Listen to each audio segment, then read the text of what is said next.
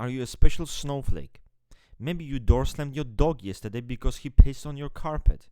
If those things kind of sound familiar, you just might be the unicorn itself, INFJ. INFJ is the #1 circle jerk type in whole MBTI, right? You Google INFJ, myths, misconceptions, anything you want. It's the rarest, it has the most videos, and it has the most views.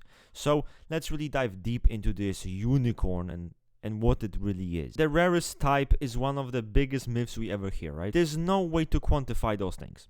It's just not possible to know how rare or how common type is, okay? And of course, you have those surveys and you have those statistics that people create, but there is a flaw with those statistics. It's how are those statistics actually made? They're made based on tests. 16 personality tests. You sit down, you take it, and that counts part of the survey. But that's it. It's based on nonsensical tests that anyone can take, and that's how they measure how rare something is. There's absolutely no merit to this claim, and it's garbage. It's only those like pseudo INFJs, those cosplayers, no, I'm rare. You're not fucking rare. The mythical seer who's able to see into the future and know everything about everything, right? They just have this random aha moment and they just know everything. They can tell you fucking future. Literally a fortune teller. INFJs have no magic ability when it comes to telling the future or predicting people's behaviors. All of those things are simply done by trying to understand people's motivations, understand people, understand events, and also paying attention to the past, paying attention to the present, paying attention to the future, right? How do you know how an event will unfold? Is by observing the patterns. So there are people who are very observant. That is indeed true. Observant of the past and how things unfold. So they are very good at connecting the dots. But there is no mystical fucking seer who's gonna just know everything. Everything they know is still based on something that has merit. Something that even you could know if you actually paid the fuck attention. By you being the lazy cunt you are, you never would. So here we are. They're pacifists or mediators, or simply they're very empathic people. Like super compassionate, only good guys. That's another stuff we see with INFJs. They are idolized everywhere. Now the reality is, I'ma shock you, they can be cunts. Yes, they have a great grasp on interpersonal relations. They understand interpersonal relations very well, psychological distance with other people. They're very capable of adapting to people. They're very capable of maneuvering those relations.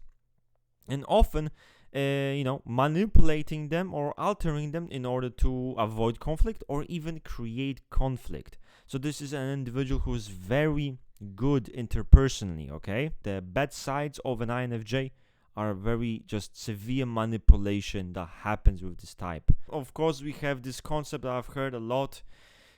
It's called INFJ doorslam. Now, I was trying to research it a bit to understand what I'm dealing with. What is this doorslam? Is it a special ability? Some person was writing a blog and I'm like, cunt, you're just describing someone who cuts another person off because they're toxic or something, right? So you cut them off suddenly.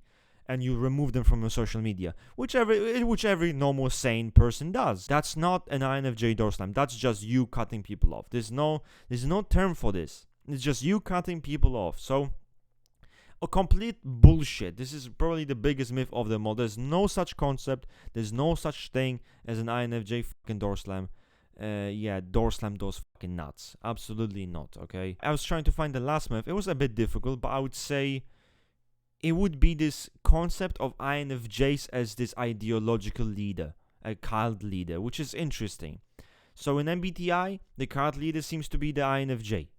In Socionics, it's the EIE. Like, Daenerys, for example. I've seen that Daenerys from Games of Thrones is typed as an INFJ. People type Hitler's INFJ. So, like, there's all kinds of those public figures out there that get types as INFJ, often portrayed as very ideological in that sense, like mastermind, manipulator of crowds. But Daenerys is not an INFJ, guys. I'm very sorry, it's painful, but she ain't. So it's not true that they're that way. Now, they can be ideological, but the way they would be ideological, in my opinion, is not where they are mobilizing people into action. It's not where they're going and doing speeches to turn people into certain ideologies or mobilize people to start conflict or anything like that.